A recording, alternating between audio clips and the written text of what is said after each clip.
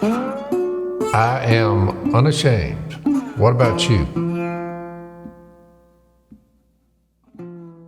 Put clothing on your butts, girl. That's what it means. Yep. Don't show your butt. Too much flesh. That should just be a rule, Phil. Great bumper sticker. I mean, if I got in some kind of wardrobe and my buttocks were protruding at any point, you'd say that's repulsive. I'd say read the bumper sticker. Don't show your butt, because that has a double entree or double entrande. Entrande.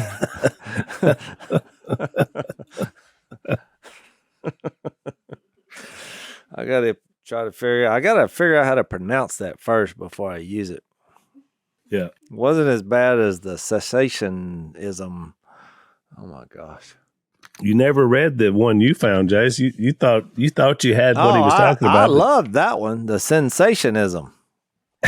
I'll use that. Cessation, not sensation. I'm saying it was way better, the one I found. I never did it. You like that one better? Yeah, I like that one better. Okay. Sin. Okay. And it's not sin as in a sin. It's sensation. So you've heard, like, use your sensations. So sensationism is a system of psychology based upon sensations as the constituent elements of all conscious experience. Mm-hmm. I thought that's what you were talking about. So you're having these experiences, which sort of that actually sort of applies. That's funny. Well, that would be the opposite of cessationism. So that they may, if you well, this is just the psychology of it. I thought you were getting into the mind of it, is what I'm saying. No, I was talking about more of a biblical, like. Oh yeah, you use these terms because Who comes up with these words? I think it's what's wrong with religion. They come up with words. No, it's not. Think about it. It's a way to reduce. You do it. We all do it. It's a way to reduce like big ideas into like small little things. So you can discuss them more easily. I don't do that. No, I don't either. Look, because you know why? I'm gonna go Charity Gale on you here. My take on it is I'm all about the name of Jesus. I speak the name of Jesus in all doubt, in all confidence, any scenario in life. When I get backed into a corner, I'm going to speak the name of Jesus. I'm not going to say, you're a cessationalistic person. They're like, what'd you call me?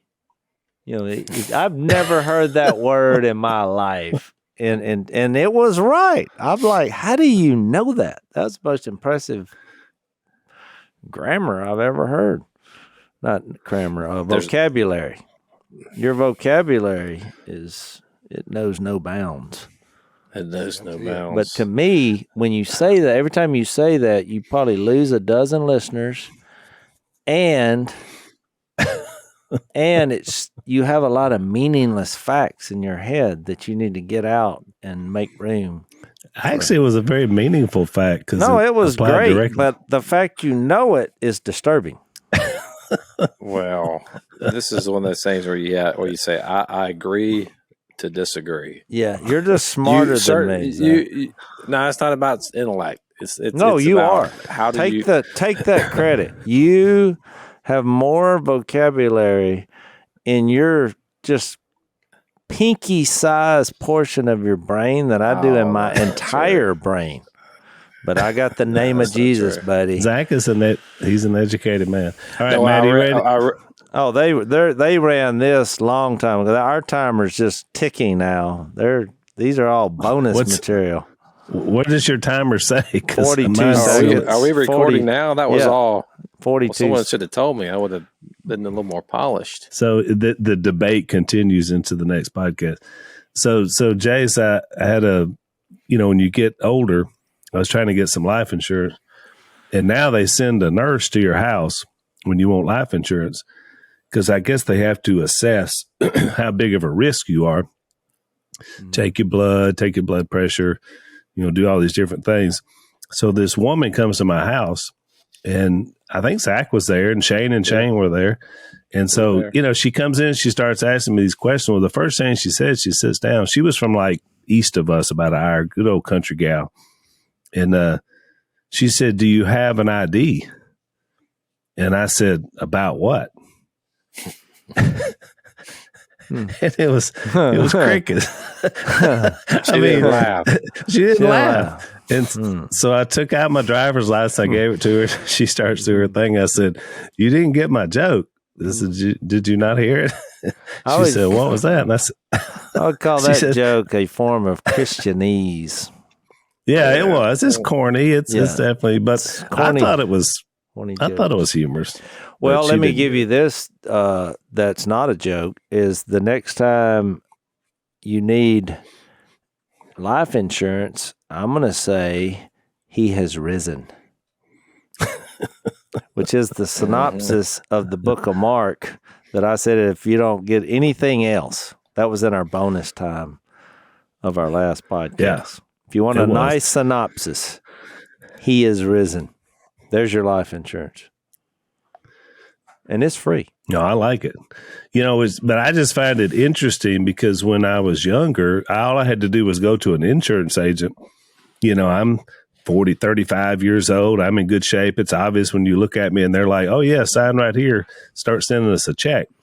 Now you get a little older, overweight. You got some issues. And they're like, "We're sending a nurse to your house to assess how much you're going to have to pay." Well, I said this, Al, because when our life insurance agent came and visited us, it's a fellow we all know. And up until that time, I never was interested in buying life insurance because I had no money.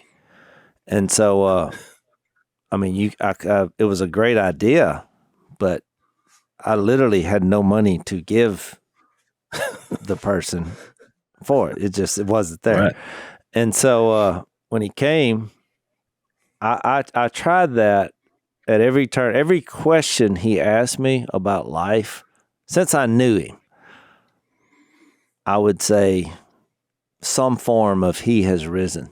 That's my real life insurance. He's like, yeah, I know, because he's a believer. But he's like, "But you need to take care of your family. We want to take care of that. God forbid something were to happen. But if it did, you want to take care of your family." And I'd say, "He has risen. He is in control." They always have that caveat. God forbid something happens to you. I hate worst case scenario. Yeah. So well, that was my take. Is he's using God forbid, but I would be like, "But God's in control." So it was funny for about 10 minutes, and after a while, I could tell he started getting frustrated. But I was like, so when I waited till he got frustrated, and I said, "Look, I'm going to give you the money, and we're going to start this. But I just want you to know where my heart is. I'm trusted in God. That is my life insurance. But I'm going to give you the money." I just wanted to be clear. But, it's funny, Jace. Nobody wants to be around. So this woman, we're sitting at my kitchen table, and Shane and Zach are in the living room, and she starts asking me questions like, "Have you ever been convicted of a felony? Do you have HIV?" And all of a sudden, I'm looking over at them in the living room, and they're getting real nervous. Like they're looking. You didn't see one grabbing a notebook, did you? Well, they just look like I shouldn't be here. So Zach, all of a sudden, he's got to make a call. Somebody's got to go check out the Cowboy game. Somebody's got to go take a nap. And I look up, it was just me and the nurse after about 2 minutes of interrogation. Yeah, it got awkward real quick. I felt like we were violating some HIPAA privacy law or something. I said, let's just get out of here. It was pretty funny. Did you get insured though? You good to go now? I don't know. I still hadn't gotten the results. We'll see. We'll see what they want to. I'm sure it's not going to be cheap in the current shape I'm in, but I'm working on it. So we'll see what happens. Yeah. So Jace, you mentioned in the last podcast, we in the overtime we wrapped up the book of Mark, and one of the things we mentioned in the overtime that we didn't mention or get into in the other one, but I think it's a perfect transition into where we're headed next, was in Mark 16, in verse 7, the angel is at the, he's at the tomb, and he says, "Don't be alarmed," to the women. He says, "You're looking for Jesus, the Nazarene who was crucified. He is risen." That's the point you were just making. "He is not here. See the place where they laid him, but go tell the disciples and Peter, he is going ahead of you into Galilee. There you will see him, just as he told you." And so we'd made the point in our overtime that the angel knew there seemed to be some kind of separation there between Peter and the other disciples. And our assumption was that it goes back to his denial of Jesus. And so there's kind of like a chasm there, probably brought about by Peter himself. Because we know when we get to John 21 in John's account, we see that he's out fishing with them when Jesus shows up. And then there's kind of that reconciliation passage, which kind of then prepares him for where he's going to go. But we talked to tell a little bit about, because you talked about grace, Jase, I thought was really good in the overtime, because we're going to be talking about Peter as we now transition to 1st and 2nd Peter. A Selah moment. Remember when you talked about it being a moment of grace? No, it was. Because why single him out? You got to remember, he swore himself in when Jesus said, "Look, you're all going to leave me." And he said, "I'll never leave you. If everybody else, I'll die with you. If I have to go to prison." He basically swore an oath, said, "I will not leave." And then how many hours later did he? Not long. It wasn't long. It got real. And so when Jesus reinitiated him, I guess, I don't know what you call that. He basically asked him the 3 questions, "Do you love me?" Because he had denied him. And it was probably, Peter probably felt as low as a human being could feel. You just denied a person who you loved and trusted, and then you abandoned him before his death after you said you were not. And all these miracles he performed. Well, and then the catalyst was, then this guy who you denied comes back from the dead. This has got to be most embarrassing and bad calls ever. And you said, Peter, this will never happen. And it'll never happen. And you denied him. You said, "I don't even know him." And now that he came back from the dead, this is a guy you want to know. Now, Jesus knew he wasn't Satan, but he addressed him when he said, "Get behind me, Satan." Yeah, exactly. So, but what Al was referring to is, even in all that, you see God's grace here, because he said, "You go tell my followers," what was the exact phrase? He said, "You go tell his disciples and Peter." Why didn't he just say tell his disciple and Peter? He's risen. So I thought it was it's a powerful moment. So it's interesting. So what I want to do is kind of take a little bit of a hard look, and some of we've already talked about, some of we haven't, at Peter himself, because we're going to study 1st and 2nd Peter, and I think it's always advantageous when you have kind of a rare opportunity in the Bible to see the person's life that 30 years later is going to write these words that are so good and rich, really kind of understand where they come from. So obviously we've established the fact he denied Christ and he was reinstated. But if you go back really to the first time we see Peter, you remember we studied John, his brother Andrew, was it Andrew and Nathaniel were the two that Jesus first know, and they had been followers to John the Baptist. And so they're kind of have an interest in Jesus. And so they're the first ones to sort of notice him, and then him notice them. But it was interesting because Andrew, who was a fisherman, and then Peter's his brother, he immediately says, "You know what? I got to tell Peter." So there's something already that to me you see about Peter that his brother recognized that if we're going to do something drastic, then Peter needs to be a part of this. So I don't know if that spoke to his personality or just because the brother knows him. And obviously Peter was the right choice because of what we're going to see later in the book of Acts. But I did think it was interesting that his brother said, I got to get Peter in on listening, meeting this man.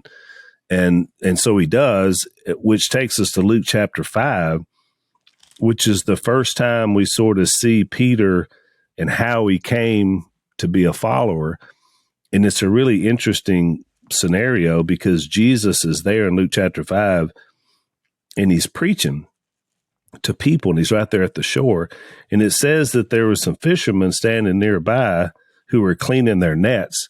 And I don't know about y'all, but the minute I read that, it just took me back in my own mind to all those years when we were kids, Jase, and Dad had hoop nets strung out, all over the property and would be cleaning nets and repairing them. Or maybe having a trammel net strung out on, going through and cleaning it. I mean, it was a necessary task to clean your nets, right? And so we see this in the Bible, and I just find it fascinating. Dad, would you speak to that? Like why you had to clean your nets as a fisherman? Nets are kind of, they won't catch fish if a scum develops on them. They'll get scummy. You have to take them out in the sunlight, let them dry out. And you have to do that probably every week. Every week, I take 20 up, put them on the bank, bring them to the house, string them out, let them sit there. I go around them looking for holes, frayed pieces of string. So because of one little hole, all your fish will get away. So you have to look for holes, patch the holes.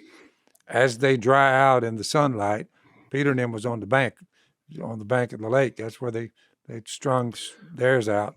But I've done that so many times. It was I had 100 at that time. So you take 20, clean them, 20 the next week, clean them, 20 the next week, clean them, then get back the 20 in the next, then get back to the original ones.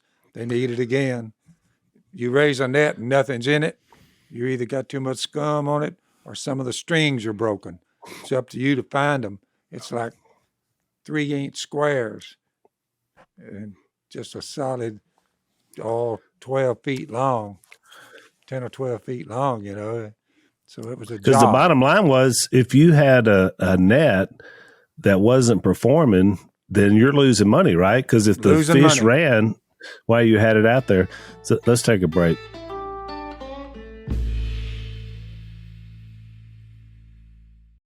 So I remember, Dad, you had a plastic tool.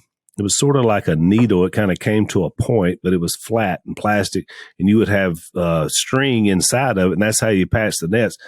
And it was just growing up that way, watching it. It fascinated me to read this text because when Jesus comes here, he's speaking to the people, but obviously he already knows that he's targeting Peter, James, and John, who are over there cleaning their nets. But it's one of those kind of directional dialogue moments where it's almost he's speaking to one group, but he's really speaking to the other group, right? Because he knows the potential of what's going to happen. And so I just love the fact that Jesus introduces himself to Peter in a setting that Peter was most comfortable, which was him just basically cleaning his nets on the bank, which I found pretty fascinating. So as the story goes forward, in verse 4 of Luke 5, he tells Simon, well, first of all, he's asked Simon to use his boat, which I think was another ploy to be able to get Simon to listen. But he tells him in verse 4, put out into deep water and let down the nets for a catch. So he's telling Simon how to fish. Simon answered, Master, which is interesting that he addresses him as that. We've worked hard all night and haven't caught anything, but because you say so, I will let down the nets, which I always found fascinating because to me, it's like he recognizes something great about Jesus, but he doesn't know what. But then he says, but then he's like, I know we're not going to catch any fish. When they had done so, they caught such a large number of fish that their nets began to break. So they signaled their partners in the other boat to come and help them, and they came and filled both boats so full they began to sink. So, again, a way to impress commercial fishermen is with a giant catch. And so now I can imagine the frenzy of running around. And again, it takes me back to my youth. Whenever there was a big catch, everybody was fired up. I mean, if you caught a boat full of fish, it had an impact, right? I mean, don't you remember that, Dad? It would be powerful.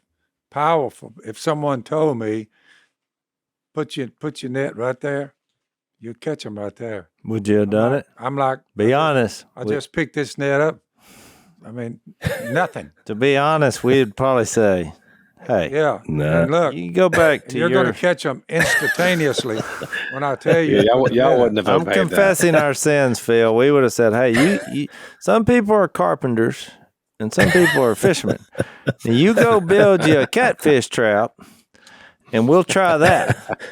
But I know what I'm doing on this lake, and I know where the fish are. But go try a catfish trap, because that's what that would, for you who don't know. Put your net right here, move it 10 yards from where you have it, and I guarantee you it'll be full of fish. I guarantee you it would have taken a lot to get me to do that.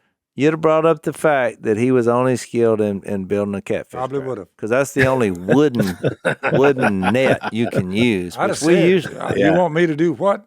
Yeah, I'd have argued with him.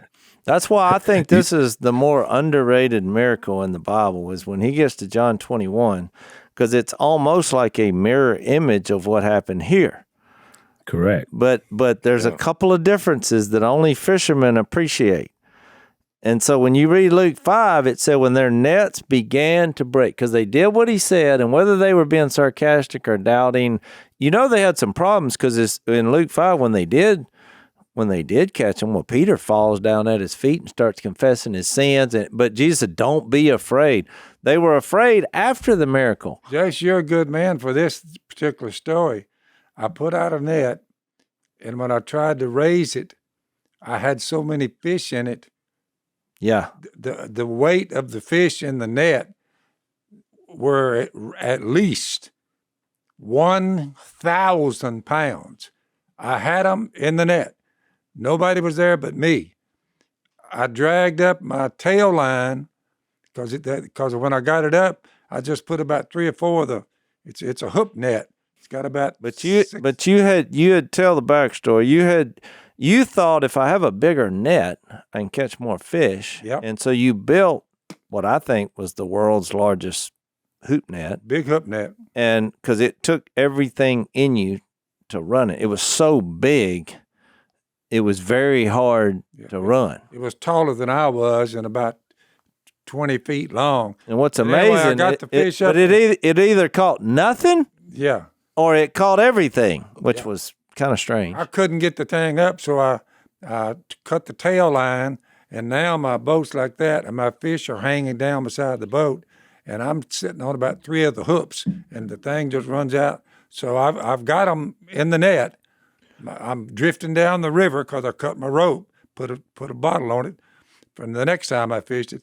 I got around at that right where it goes into my house, and I got as close as the bank, jumped out, and the fish, when they got in water about 4 or 5 feet deep, it was just, some catfish like this. Just a load. Well, I went over and got a bucket, come over there to my boat, where the net was, dipped down in there with a smaller net, and started taking about 40 or 50 pounds at a time, probably why I got a bad back. So I went up there, my truck's like this, and I dump them in the back of the truck. I go back to the river, dump them back in the back of the truck. I had my truck just backed all the way down. Literally, the bed of my truck was mounded up with 1,000 pounds of catfish. I put her in low gear, 4-wheel drive, and I creeped up out of there, tied my net out to dry. And as soon as I got up there and parked the truck, I looked up, and here comes Jase. He walks up there. What was your thought when you first saw them fish? It's a miracle. Because I thought it was the most fish I've ever seen. 70 cents a pound in the my rough, life. $700. No, it was Phil. The backstory on that was too many to sell. Yeah, they wouldn't take them because we told them we had 1,000 pounds, and so we came up with this scheme we've told this story before, probably 400 podcasts ago, but I wound up I thought, man, I'm fixing to make $1 million is what I was thinking. Because I said, I'm going to sell these one by one. Direct marketing. Yeah. So I went to the first store I found, and I was like, catfish for sale. But I noticed that it turned into kind of a tent-like setting where you're just, not as many people were running up there trying to buy fish that weren't clean. Because that was their number one answer. Are they clean? I was like, no. In the rough. So I sat up there for about 30 minutes, but time's a wasting because I'm using all my sails for ice because it was hot. And so I sold quite a few individuals, but I realized this wasn't going to work. And so I went on up to town and I saw a bar that the door was open and there was about 7 or 8 cars in front of it. And I thought, why not? And so I pulled in there, stuck my head in the bar. And the average age of the people there were about 75. And I said, who wants some fish? And they just nothing. Not a word. I said, I got a bunch of fish. And somebody said, are they free? And I was like, no, but I'll make you a deal on them.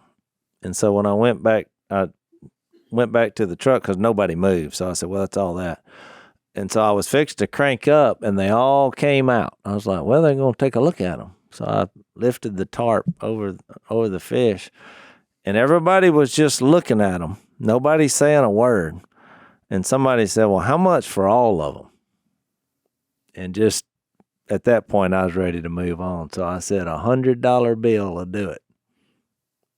And that's what he gave me, $100 bill. And so for the next few weeks, every time I passed by that bar, it said fish fry Friday and Saturday night, $8.99 a plate. So that guy's the one who made millions. Only in Louisiana. Only in Louisiana would that happen. That's what happened to those Kay fish. had one load of them. She went one direction. And she sold hers, but Jase had the bigger bunch. He said, but we ended up. Oh, I think I made $400 or $500, and Kay made probably that as well, So, we made a lot of money over the one catch. But what I was going to say on the John 21, because this is the most underrated miracle in the Bible. So fast forward to when Peter's falling on his knees in front of Jesus saying, I'm a sinner, which is what happened in Luke 5 after the big catch. Before you make the comment, I have one comment that's always struck with me. In other words, one thing is to look into the mind of human beings, and every thought that 7.2 billion people know. You can mind read them, all of them. Authority over the 118 billion that's died. You show up and you prove that not only do you control the minds of human beings, and you know what they're thinking, that same talent is with fish. You control the mind of fish. Now they say we came from fish, we all came out of the ocean, and Jesus said when he made that statement to Peter, move your net right over there, you'll catch them. He brought them fish together. He had the power to force them into that net. And to me, the thrust of the whole story is that good night. He controls the mind of everything he created, including fish. Well, if you can do that, you can raise people from the dead. It's another benefit. If you want to be a good fisherman, you need to be in good standing with the one who can control the minds and mouths of fish. Yeah, that's and where even I produce am. coin. So, Luke, Let's hang on. Let's take a break.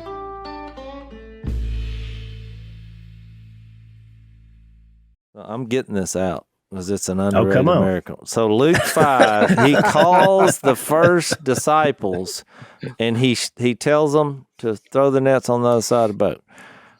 And they're so astonished that Peter falls down, confessing his sins. You fast forward to John 20, John 21. By the way, I'd have done about the same thing Peter did. I would have been just, if he said, move it right there and you'll catch him. So fast forward, and Peter has denied him, and now Jesus is resurrected, and so he appears to his disciples. Now, this is after he had died on the cross. But he appears to them, and they were all there, and Peter says, I'm going out to fish. And they said, well, we'll go with you. So they went out, got into the boat, but that night they caught nothing. He called out, so all of a sudden, early in the morning, Jesus stood on the shore, but the disciples did not realize that it was Jesus. So you just think, I think this is interesting, because we just read in Luke 5 what happened when he called them for the first time, and now it's like it was a shadow to post-resurrection. Yep. And Jesus said, friends, haven't you any fish? And they went, no. No, it just says no, they answered. Well, throw your net on the right side of the boat and you'll find some. Well, this sounds familiar. So when they did, they were unable to haul the net in because of the large number of fish. Then the disciple whom Jesus loved said to Peter, it is the Lord. So then Peter, he heard him say it's the Lord, and he wrapped his outer garment around him and jumped into the water. The other disciples followed in the boat. I think that's funny. He's swimming, which is why they're all in the boat and Peter's swimming, which is why Mark 16, the angel said, go tell all the disciples and Peter, because, he was just different. And I think this is a really good example of that. And so the other disciples followed in the boat, for they were not far from the shore, about 100 yards. When they landed, they saw a fire burning. And then Jesus said, bring some of the fish you have just caught. I mean, I think he actually caught them. Yep. But the reason I'm bringing this up, so then he gets specific. He says, Simon Peter climbed aboard and dragged the net ashore. It was full of large fish, 153, because fishermen count. Yep. You count how many? Yep. How many? We had a famous story about that. Phil kept trying to get us to share how many ducks we had shot, and we were so excited telling him the stories, and finally he just went, how many? I mean, he wanted to know the number. But even with so many, here's the underrated miracle. The net was not torn. And so, look, I want to bring up a point that's probably never been brought up in any religious... This is pre-nylon, all you fishermen are pre-nylon. This point has never been brought up in the history of religious discussions. So we got a moment here. In Luke 5, the net began to break, because that was pre-resurrection. Post-resurrection, the miracle was, because only a commercial fisherman would really appreciate this miracle, there was not one mesh torn. Almost impossible with that many fish. Something's happened. This miracle has some undertones to it that the resurrection was trying to put a little exclamation point. Especially if you're a fisherman. If you're a fisherman, that is impossible. Follow Jesus or die. Even today, how much more the nets are probably durable than it was 2,000 years ago. I mean, we've come a long way. If you catch 153 large fish in any net today, there's going to be a mesh broken. No doubt about it. No, that's a good point, Jase. And in fact, to go back to Luke 5, whenever that happens and they signal their partners and they get the fish, look at the reaction here, which is how different it is from the reaction in John 21 post-resurrection. When Simon saw this, he fell at Jesus' knees and said, now here's the reaction to this huge catch of fish the first time. Go away from me, Lord. I am a sinful man. That's an interesting reaction. right? In the moment of this great catch, that he recognizes his own sinfulness and basically tells Jesus, you don't want any part of me. He knew he could read not only their mind, but the mind of fish or create them in an instant. Yeah, I brought this up during Mark over and over. The difference was, and nobody really brings it up, that every time Jesus did a miracle, it terrified everyone. Yeah. Because what does this mean? And that's why it still should for us today. You realize the ramifications of believing in a God with these kind of attributes. I mean, you're not gonna. There's nothing you can do to outwit him or to try to have a secret or live. If you want to, that's a good point. I mean, most people who had an encounter with Jesus in the New Testament, or a lot of them rather, there was a fear attached to it, particularly post-resurrection too. I mean, you think about John's encounter on the Isle of Patmos in Revelation. You think about the Apostle Paul when he was Saul on the road to Damascus.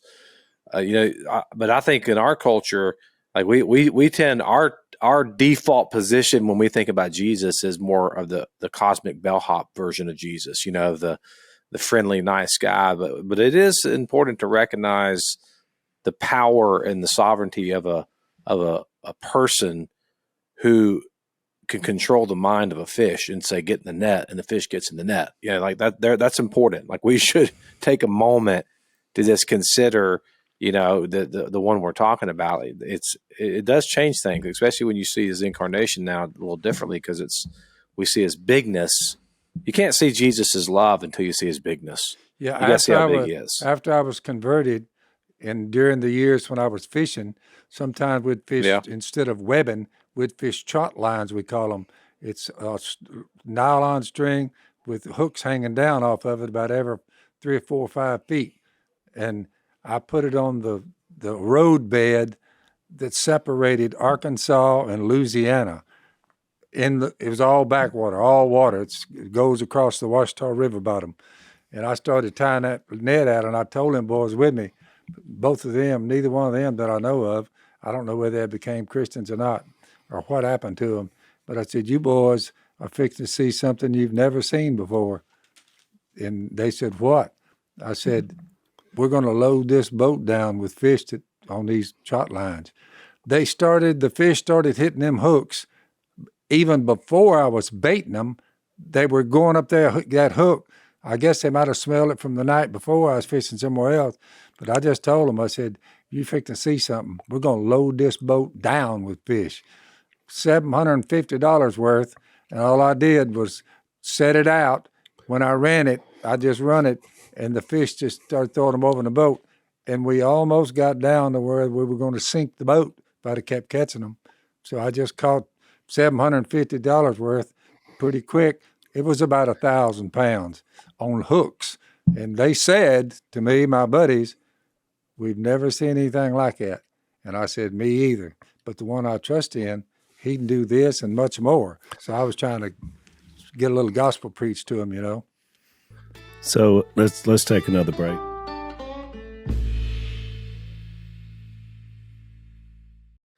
Which is why I thought it was interesting, Dad, because that's how our family, and you in particular being our dad, can relate so much to this story and Peter, because all these things that were happening. I've been there and done that. Once you had made a decision to follow him, right? I mean, you recognized his power. Right. That's right. And gave him glory. So I want to read this passage back in Luke 5, because here's Jesus' response to Peter, who says, "Go away from me, Lord, I'm a sinful man." Jesus says to Simon, "Don't be afraid." Jase, to your point, he said, "You're fearful of you not being able to cut it, but don't be afraid. From now on, you will catch people." So they pulled their boats up on shore, left everything, and they followed him. And I love it in that moment. He's saying, you don't have to worry about your sinfulness. What you have to do is follow me, which I think is powerful. Now I sit on my porch, and I remember when all those nets were tied out there, and I was patching them all the time. And like this story, all these big catches. I never caught fish before then like that, ever. So we survived. I mean, we literally survived. And every time we'd think we wasn't going to put it off, I had a bank note to pay. When I got that $750, the bank note was $600. Well, I caught $750 worth of fish. I come home, I walk in MSK, I put the money in her hand. She was like, "Good night."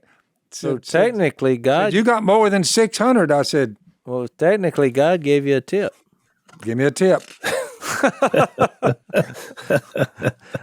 I was just kidding, not really. Awesome. Well, they said, "Well, you're just lucky." Well, maybe so.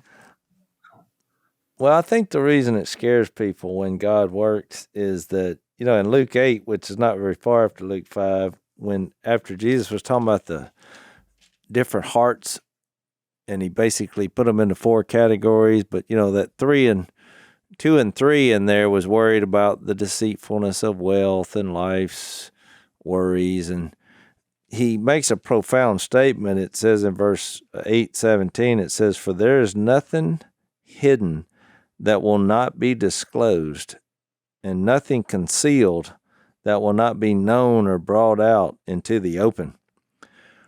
Well, I think that's the scary part of realizing when God is God, and he, like you said, controls the minds of fish, but not only that, but just the whole earth itself, and making man from dust, and, name your supernatural activity that he does. It is overwhelming in that moment to realize he knows all, created all, he's in all, he moves through all. I mean, and I think that's why they were so overwhelmed and with fear. Oh, no doubt about it. But it mirrors in John 21 what happened in Luke 5, because then after the big catch, after the breakfast, you got to realize they're all thinking this guy was dead. They're eating fish on the riverbank with a guy that was dead. And I mean, Peter, he's thinking, I just denied him. And he, because now I do think they're thinking back to all the times he predicted that he would come back, that he had to die, and it's all making sense now. But because of their abandonment and denial, they're not, I mean, you've got to still be mixed with fear, because you're like, we deserted the Son of God. And so then Jesus reinstates him, which I think was almost a shadow of what happened before, where he was repentant. Yeah, which is, I think, a great. I was trying to, because I was thinking we've spent a lot of time talking about Peter, and you maybe ask him why, and because I think here's the crux of the whole point, is that, and from our perspective, God chose the wrong person to write the First and Second Peter. I mean, and that's how God works. That's why that connection with when He installs Peter, it's like that's what He does with us. It's not based on our abilities and our integrity, our merit, our loyalty, just like it wasn't with Peter. I mean, he was not the right guy from our perspective, but that's the point. It's not about being the right guy. It's about it's like the song Shane sang. We're fighting a battle that He's already won. He's the one that finished it, not us. And so it puts the responsibility back on Christ in terms of accomplishing His kingdom. And I love that, because it allows, you start to read what Peter wrote, and particularly in this time, which we didn't really get into on this podcast, but I mean, there's a lot going on culturally in Rome when Peter is writing this, as a way to encourage believers who are under fierce persecution. What I mean? I think it's incredible when you read First and Second Peter, which we're going to go into it in now detail. You just look at him. He just look. You would say he's too rash. He's way too quick-tempered. He denied he's too Jesus. Dumb. He has too many Because in the sins. book of Acts, Yeah. they said they were shocked that they were listening to ordinary, unschooled men. Peter and some of them and his traveling buddy there, they were ordinary, unschooled people. They weren't highly educated, and that's kind of a point that Zach would like. Yeah. These people, they didn't have any degrees, and they didn't use big words. But when they did use big words about the end of the world, you say, how in the world would Peter know about, the atmosphere just disappearing? I mean, I'm saying, knowing Jesus makes you smart. I've said that before. I'm telling you. Just a fact. Let's take our last break.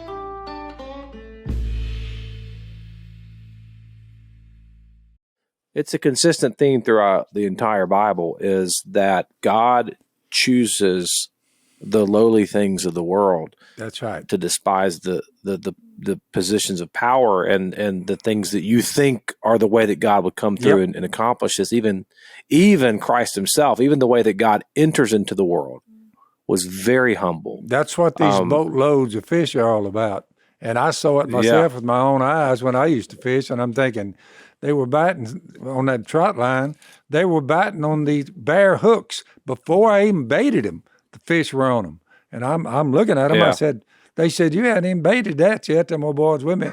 And I said, I know it. By the time we bait them, can you imagine what's fixing to happen? They're hitting bare hooks right now. They were just grabbing the hook. Yeah.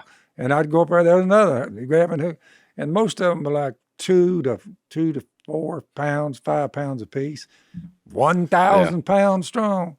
Got my pay, got my money, so got my bill pay. Jase, I came up with some reasons because, Jesus picked 4 out of 12. So a third of his disciples were fishermen, which was by far the largest number of any occupation of the 12. I was running with good company there, Al. Absolutely. So I came up with this, and you may have some to add to this or disagree, but I came up with at least 5 or 6 reasons why fisherman qualities would go a long way towards being a disciple of Jesus. One is fishermen tend to have hope and faith in the unseen. Because, when a guy goes out on a lake or a river, you're on top of it in a boat. But your hope is that down below that water, that there's going to be fish that you can catch. And so every time, whether you're a commercial fisherman or a recreational fisherman, they're pretty hopeful people that they're going to get them today. Which is Peter and them were commercial fishermen like myself. That it wasn't not like rod and reel and not all that playing around. Right. This was hard work. That's why Jesus came 2,000 years ago, because now, Al, they've ruined fishing because now they got all these sonars and they're looking and they're like, oh, there's 14 fish in this brush top.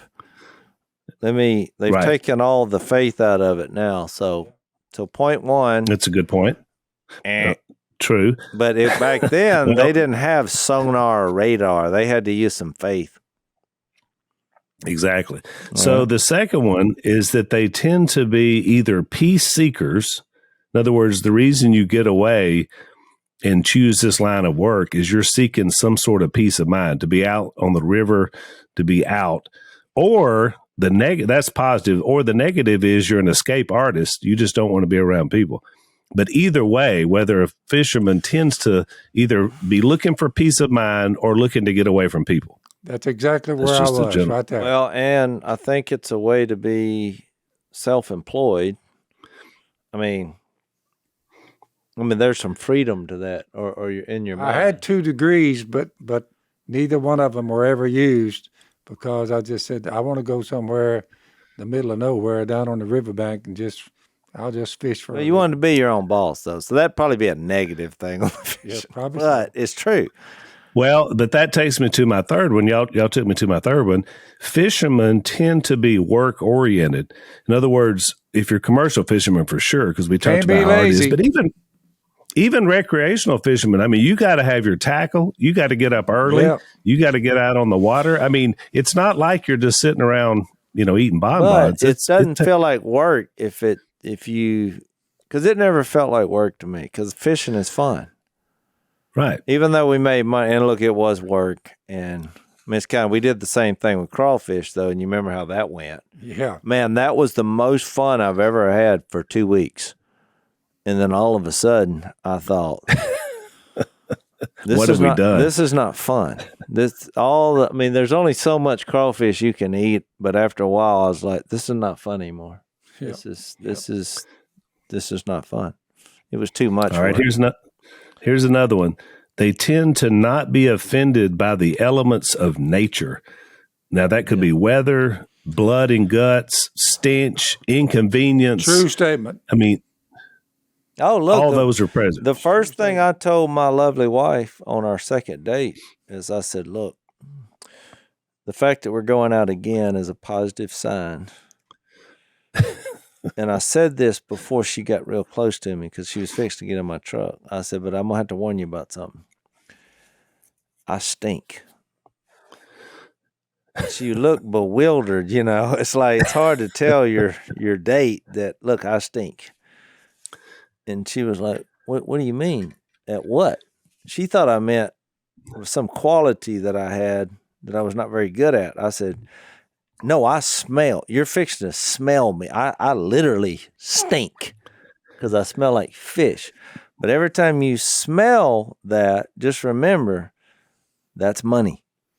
And I got that from my dad. So. Which is funny because, you know, I've been walking up to a seafood restaurant before, and if you had to park around on the side, when you walk past the side of there, which is close to where everything comes out the back door, you smell that smell that we all grew up smelling. Yep. Now, to a lot of people, that's offensive. They're like, oh, my gosh, we're not going to eat at this place. It's going to be terrible. And I'm like, ooh, yeah, these people, they got something going on because if it's delicious inside, it'll be smelly out back. That's it. Oh, yeah. That'll preach right there, Al. I know. That's a pretty good sermon. I've even seen, when we were dating and then eventually married, so when I would smell like that, when somebody would come over to our house and say, what's that smell? She would say, well, Jay says that smells like money. But if you want to know the real y'all's place always had a little... Well, had a little wang guess out what? there I on fished the river. for 20 years, you know, and I mean, I stunk. I could smell myself. Yeah.